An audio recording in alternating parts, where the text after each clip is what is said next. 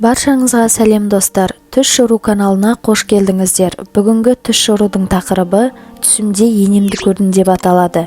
Видеоны бастамас бұрын каналға тіркеліп қоңырауды басып қойыңыз. Ал ендеше бастайық. Егер түсіңізде енеңізді көрсеңіз, өміріңіздегі қиыншылықтан құтылатындығыңызды білдіреді. Түсіңізде қайненеңізді көрсеңіз, қазіргі өміріне қанағаттанып, бақытты өмір сүріп жатқандығын білдіреді.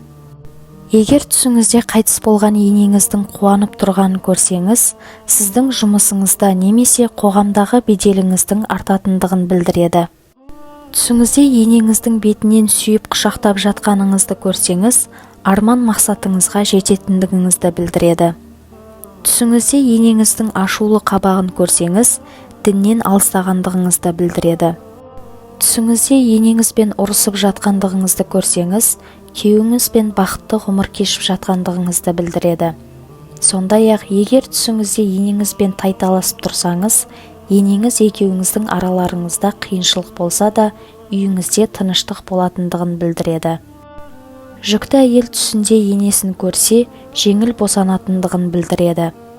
Ажырасқан әйел түсінде енесінің қолын ұстап күлімсіреп тұрғанын көрсе, күйеуіне қайтып баратындығын білдіреді.